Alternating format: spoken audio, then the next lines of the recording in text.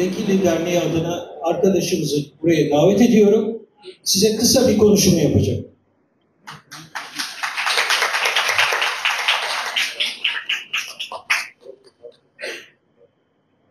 Değerli İstanbullular, değerli sanatseverler, Ön Türk Akademisi'nin değerli başkan ve yöneticileri, ayrıca Maltepe Belediyesi'nden başkanımız gelecekti ama şu an yanımızda değil maalesef işleri dolayısıyla hepiniz Vekilli'deki köy resimleriyle ilgili sergimize hoş geldiniz. Teşekkür ederiz geldiğiniz için.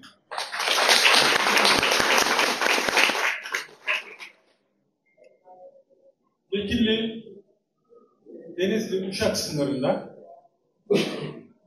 15 mahallesi var, merkezde 3, periferde 12 olmak üzere. Biraz bilginiz olsun diye söylüyorum bunları. Toplam 15 mahallesi ve 9-10 bin nüfuslu şirin bir Anadolu yerleşkesi. Ama gerek tarihi, gerek kültürü, gerek doğal güzellikleri açısından ve demografik yapı açısından henüz bozulmamış Türkiye'deki ender yerlerden bir tanesi. Biz sevgili danışmanımız Ümit Şıracı ile birlikte Pamukkale Üniversitesi Rektörü ve konuyla ilgili bilim dalındaki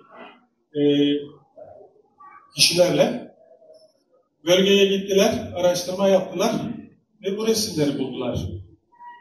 Bu resimler onların dediklerine göre milattan önce 300'lü yıllardan 1950'li yıllara kadar o bölgedeki kültürün bir aktarımı olarak devam etmiş gelmiş.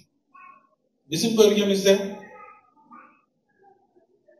Hititlerden, Lidyalılardan, Frikyalılardan, Romalılardan, Bizanslardan, Yunanlılardan, Osmanlı Devleti'nden hepsi bu bölgede hakimiyet kurmuş. Şimdi de Türkiye Cumhuriyeti'nin şirin bir belgesi. Ayrıca biz bu bölgeye giderek zaman zaman yaklaşık 1,5 yıldır bu işlerle çalıştık. Gerek araştırma yaptık, gerek fotoğrafladık, gerek bilgisayarda grafik çalışmalar yaptık ve bu sergiyi hazırladık. Şimdi de sizlerin bilgisi ve beğenisine sunduk. İyi ki geldiniz, iyi ki bizimlesiniz. Hepinize çok teşekkür ederim. İyi seyirler dilerim. Sağ olun, var olun.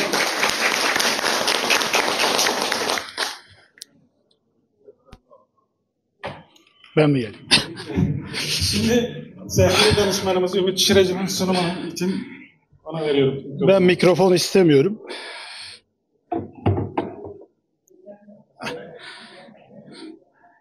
Herkese merhaba. Hepiniz hoş geldiniz öncelikle. Ben Ümit Şıracı. Yaklaşık 27-28 yıldır Anadolu'da ve Türkistan coğrafyasının belli noktalarında bu kaya resimlerinin izini sürmekteyim. Şimdi diyeceksiniz ki bu merak nereden başladı? İlk önce ben ortaokul çağından bahsedeyim. Bizim bir tarih öğretmenimiz vardı. Öğretmenler gerçekten çocukların gidişatında ve hayat yolunda belirleyici oluyorlar. Hiç unutmam, Hitit rölyefleri vardı. Hocam bana şunu sormuştu. Dedi ki bu rölyefleri dedi neye benzetiyorsunuz dedi. Ben hemen atladım oradan, dedim ki hocam dedim ya Hacivat'la Karagöz'e benziyor bunlar dedim. Yani dedi ki ulan kerata dedi nereden çıkardın bunu dedi. Nasıl bir benzetme bu dedi. Ya dedim ki külahları dedim işte Hacivat'a, kıyafetleri Karagöz'e benziyor dedim. Hoca dedi ki ya gerçekten dedi hiçbir ideolojimiz falan da yok. Yani bir fikir akımından falan da etkilenmemişiz. Ortaokulda okuyoruz. Dedi yani gerçekten böyle bir çıkarımda bulunman dedi çok enteresan dedi. Tabii biz büyüdük, iş hayatına atıldık. Van'da görev yaparken 2000'li yıllarda bizim bir ev sahibimiz vardı. Bizim atadan kalma bu fotoğraftaki keçe kilimi. Bizim oralarda böyle keçe kilim dokurlar genç kızlığında kadınlar ve o da kuşaktan kuşağa aktarılır. Bu keçeyi görüyor balkonda. Sonra ev sahibin ninesi var. Onlar Bibi diyorlar. Bibi ben işten girer girmez bahçeli bir evdi. Hemen koluma girdi benim. Ya Ümit Bey dedi, siz dedi Vanlı mısınız dedi. Kürt müsünüz siz dedi. Dedim ki hala dedim ya biz dedim bildim bileli Denizliliyiz. Hani dedim hep bize böyle aktarıldı. Yok dedi siz dedi Vanlısınız dedi. Nereden bu kanıya vardın dedim. Dedi bu balkonda sermiş olduğunuz dedi keçe külah var ya dedi. Onun aynısını dedi ben genç kızlığımda dokudum dedi. Hemen kızına söyledi. Git dedi kızım dedi. Yüklükte dedi benim genç kızlığımda dokuduğum dedi keçeler var dedi. Onlardan bir tanesini çıkar gel dedi. Ama dedi bunun aynısı var onu çıkar gel dedi. Neyse kız gitti çıkardı. Biz hemen bahçeye ikisini de serdik. Üstündeki desenler aynı, renkler aynı, boyutlar aynı. Sanki bir kilimi veya bir keçeyi fotokopisini çekmişsiniz. Birisi Van'da kalmış, bir tanesi de Denizli'ye gelmiş. Sonra tabii ki bu konular 2003 yılında gerçekleşti. 2003 yılında beni bir merak aldı. O zamanlar çok fazla kaynak yok bununla ilgili. Rahmetli Profesör Doktor Tuncer Gülensoy Hoca'nın Orhun'dan Anadolu'ya Türk Damgaları diye bir kitap buldum ben kitapçılarda Van'dan. Onun izinde bu damgaları sürmeye başladık. Sonra iş çok farklı yerlere çıktı. Daha sonra kendine Vanlı diyen bizim 90 yaşındaki halanın Türkistan coğrafyasından o bölgeye geldiğini bulduk. Aynı bölgeden, bizim ailemizle aynı bölgeden çıkış noktaları aynıydı. Tabii ki farklılık oluşmuş yüzyıllar sonra. Ben dedim ki bu kaya resimlerini, bu damgaları daha da genişletmek istedim ve bugünkü boyuta ulaştı bu.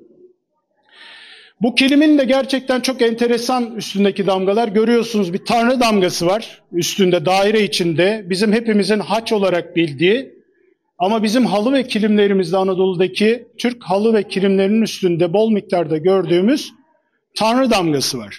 Ne hikmetse herkes bunu haç işareti olarak biliyor ama bizim halı ve kilimlerimizde bol miktarda bulunuyor. 2006 yılında biz Denizli'ye tayinimiz çıktı. 2006'da dağcılıkla da uğraşıyoruz. Dağcılığın vermiş olduğu imkanlarla alanı taramaya başladık. Alanı taradıkça bizim şaşkınlığımız daha da büyüdü. Alanda insan yüzlü taş heykellerle karşılaştık. Biz bunların aynısını Altaylar'da görüyoruz. Sibirya'da görüyoruz. Yani arada 6000 kilometre bir mesafe var ve bunun aynısını Denizli'de Batı Anadolu'nun en ucunda görmek gerçekten bizi çok şaşkın bir vaziyete soktu. Denizli'de kalede görüyorsunuz bunu. İnsan yüzlü bir taş heykel.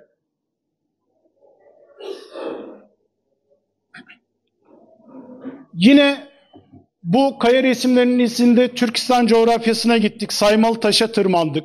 Tanrı Dağları'nın yaklaşık 4000 metre üstünde. Yine bu kaya resimlerinin peşinde Hakkari'ye 30 yıldır girilmeyen, terörden dolayı girilmeyen Cilo Buzullar bölgesine gittik.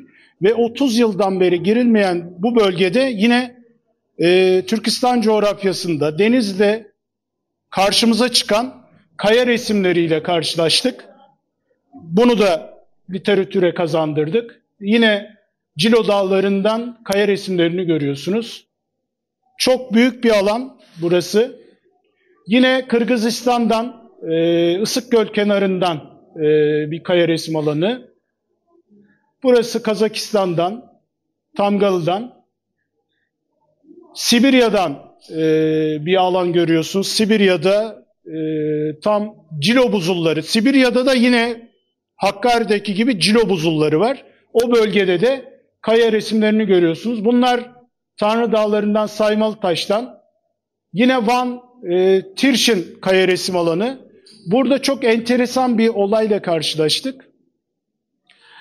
Bu bölgeye daha önceden hiç gitmemiştik biz. Valilikten, Van Valiliğinden ve Turizm İl Müdürlüğü'nden izin aldık. Askeriye'den izin aldık. Çünkü izinle bu bölgeye gidiliyor. Hala terör bölgesi olarak geçiyor. Bu bölgeye gittiğimizde muhtar Mehmet abi bizi karşıladı. Tam akşam vaktiydi.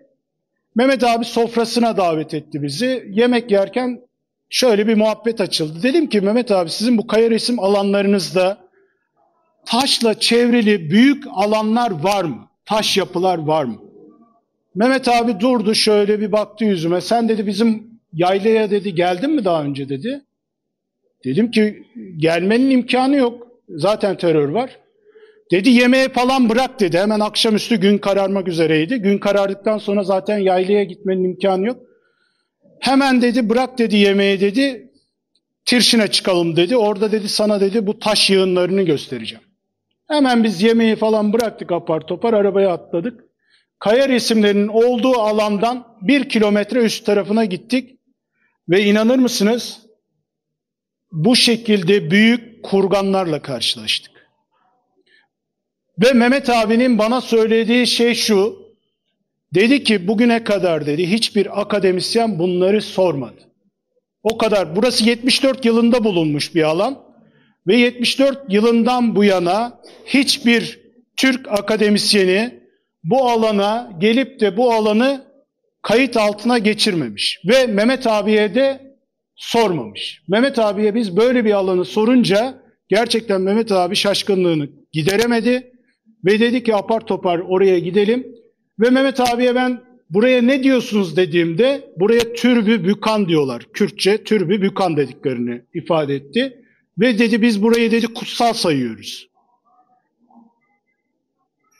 Hala yan taraflarına gömü devam ediyor. Ama bunlar bizim Sibirya'da, Altaylar'da görmeye alışık olduğumuz Türk kurgan tipleri. Bugüne kadar hiçbir literatürde geçmemiş. Tabii biz bunu Twitter'a attık. Twitter'da bu bölgeyi çalışan İstanbul Üniversitesi'nden bir hoca hemen atladı. Ya dedik kardeşim dedi bunlar dedi koyun ağılları dedi. Hemen bir isim koydu yani kendince. Sonra Mehmet abiye ben söyledim abi dedim yani sizin hoca buraya koyun ağılları diyor. Ya dedi benim kafamın tasını attırmasın dedi. Orasını dedi o gittik de görmedi ki dedi ne koyun ağılı dedi. Biz dedi koyun ağılını bilmez miyiz dedi. Sen dedi telefonu kapat. Hemen hocayı aradı. Hocanın tabii ağzına ne gelirse söylemiş Mehmet abi. O kadar da delikanlı bir adamdı. Sonra Van 100. Yıl Üniversitesi'nden buraya bir topluluk gitmiş ve bunların kurgan olduğunu tescillemiş.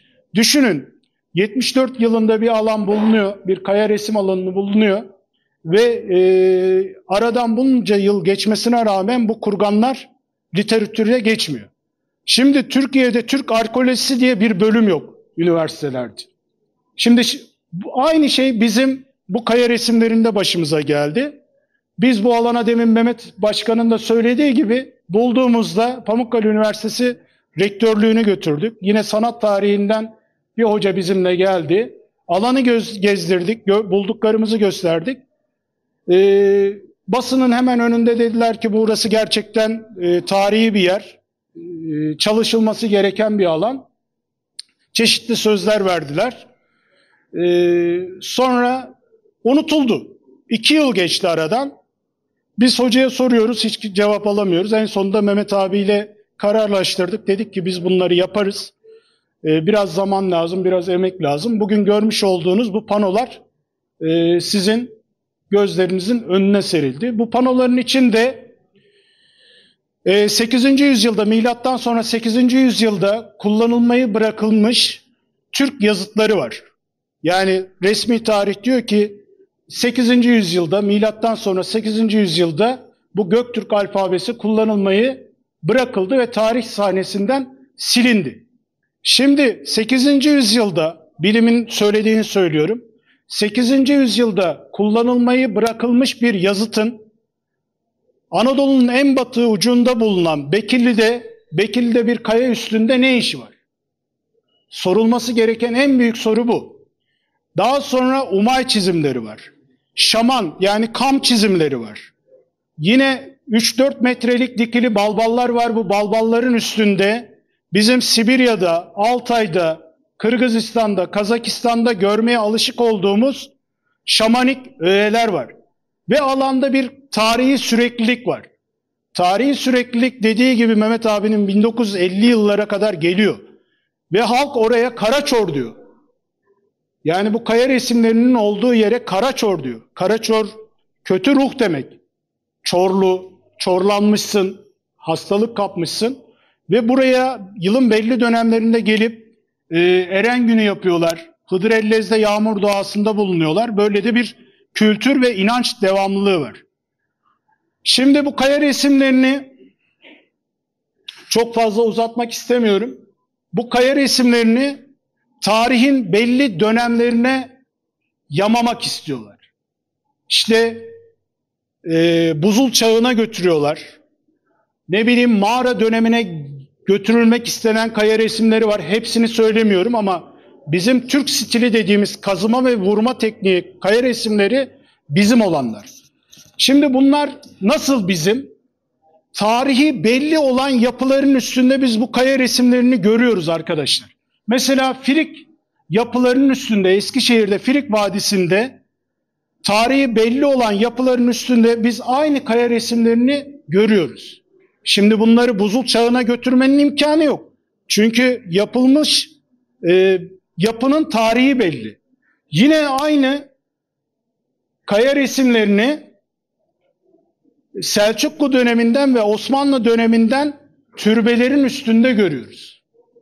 Bakın burası yine Firik Vadisi'nde Selçuklu dönemine ait bir kümbetin üstünde.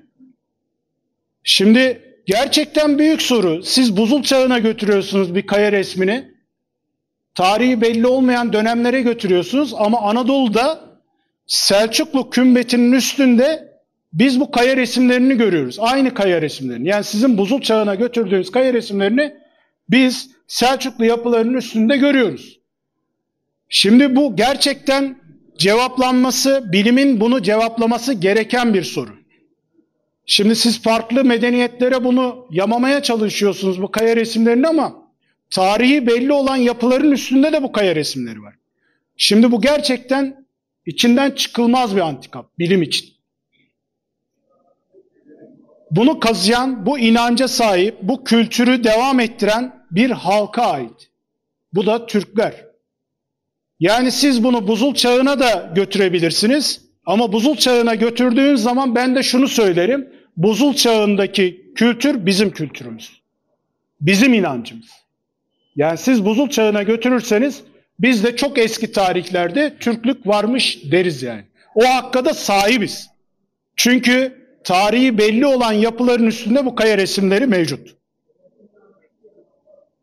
Yine Mardin'deki medreseleri herkes biliyor. Medreseleri gezdiğiniz zaman bu medreselerin üstünde ve tarihi yapıların üstünde bu kaya resimlerini görmek yine mümkün. Bakın yüzlerce Mardin'deki antik yapıların üstünde, Selçuklu, Artuklu yapıların üstünde bu kaya resimlerini görmek mümkün. Yine Antalya'da Evdirhan'da Selçuklu yapısının üstünde, Selçuklu'nun hanının hemen girişinde, hanının girişinde bir dağ keçisi kazıması var. Yine o da 1200'lü yıllara ait. 1200'lü yıllardaki bir yapının üstünde dağ keçisi kazıması var. Şimdi bilime sorsak bu dağ keçisini buzul çağına falan götürür. Yani gerçekten sorulması gereken çok soru var. Son olarak burada görmüş olduğunuz bu Bekili'deki kaya resimlerini bazılarını biz Türkistan coğrafyasındaki kaya resimleriyle eşleştirdik. Altaylardaki Kalpaktaş kaya resim alanındaki bir çizimle Bekili'deki kaya çizimi birebir aynı. Hiçbir farkı yok. Kalpaktaş'la Bekili'nin arasında 6000 kilometre falan var. Yine Azerbaycan'da Gobustan kaya resim alanı var. Gobustan kaya resim alanındaki bir çizim, şaman çizimi bizim Bekili'deki kaya resim alanıyla, çizimiyle aynı. Alttaki Gobustan'daki Azerbaycan'dakine ait, üstteki de Bekili'dekine ait. Çok enteresan. Yani birebir neredeyse aynı. Yine bizim Altaylar'da bir evde görüntülediğimiz Altaylarda çok sık kullanıyor Altay'daki Türkler bu damgaları. Altına da yazmış Kıpçak damgası diye. Aynı damgayı biz Bekirli'deki kayaların üstünde görüyoruz. Şimdi aklınıza şu soru gelecek. Bunu da söyledikten sonra bitireceğim. Hangi tarihe tarihlendiriyorsunuz bu Bekirli'deki kaya resimlerini diye bir soru gelecek aklınıza. Biz bunları İsa'dan sonra 4. 5. 6. 7. yüzyıllarda Anadolu'ya göç eden, hani hep bu kavimler göçü diyorlar ya, bu kavimler göçü derken de bu kavimlerin ismini kimse koymuyor. Kim kardeşim bu kavimler? Yani kavimler dediğin zaman o kadar geniş bir yelpaze giriyor ki, bu kavimler dediğiniz kim? Kavimler göçü dediğiniz zaman, içine baktığınız zaman büyük bir çoğunluğu Türk boylarını görüyorsunuz. Kıpçaklar, Dokuz-Oğuzlar, Hazarlar, Peçenekler, yüzlerce Türk boyunu görüyorsunuz. Bunlar kavimler göçünün omurgasını oluşturan unsurlar. Ve tarihi sürece baktığınız zaman işte 3. yüzyıldan başlayıp 9. yüzyıla kadar Bizans'a bunlar büyük sıkıntı yaratıyorlar. Bizans'la bazen işbirliği yapıyorlar. Askeri, stratejik olarak. Bazen savaşıyorlar. İstanbul'u bile kuşatma altına geliyor, tutuyorlar. Peçenekler tarihi bilen arkadaşlar bilir. Ve büyük bir ihtimalle zamanla bunlar Bizans'la, yani Doğu Roma İmparatorluğu'yla işbirliği yapıp Doğu Roma, biliyorsunuz bir de 4. yüzyılda Anadolu'da büyük depremler var. Antik kentlerin hepsi neredeyse yerle bir oluyor. Bizans nüfusunu, Anadolu'daki nüfusunun yarısını kaybediyor bu depremler ve salgın hastalıklarla. Hazır bir nüfus da var. Bunları Anadolu'ya getirip belli noktalara yerleştiriyor. Nerelere yerleştiriyor? Stratejik geçit noktalarına, askeri geçit noktalarına. Bekirli de bunlardan bir tanesi. Bekirli de Anadolu'nun İstanbul'a açılan yolu üstünde bulunuyor. Yani askeri bir stratejik nokta. Yine denizde nerede görüyorsunuz? İşte askeri stratejik noktalarda görüyorsunuz. Doğu Roma bunları getirip bu bölgelere asker kökenli de olduğu için ve nüfus da azaldığı için büyük bir ihtimalle yerleştiriyor. Peki bu insanlara ne oldu? Bu insanlar zamanla Bizans'ın, Doğu Roma'nın etkisiyle Ortodoks Hristiyanlığı kabul ettiler. Ve Hristiyanlaştılar. Ve bu insanları biz 1920'li yıllarda maalesef Yunanistan'a yolladık Hristiyan diye. İşte orada din faktörü girdi, yolladık ve bu insanları da Anadolu'dan uzaklaştırmış bulunduk. Bugün biz bu izleri onlara bağlıyoruz. Bir de Doğu Anadolu'da olan izler var. Doğu Anadolu'daki izler de büyük bir ihtimalle milattan önce 3. yüzyıllara tarihlendirmek çok mümkün. İskitlere, Sakalara tarihlendirmek çok mümkün. Batı Anadolu'dakiler biraz daha İsa'dan sonra 3. yüzyıllara tarihlendirmek gerekiyor. Kabaca bizim çalışmalarımızda gördüğümüz tarihlendirme bu şekilde. Ha bu kesin mi? Değil. Ama tarihi sürece bakacak olursanız bu iş böyle. Bilim dünyasına açık bir alan. Yani bilim dünyasını biz her daim bekliyoruz bu alanlara.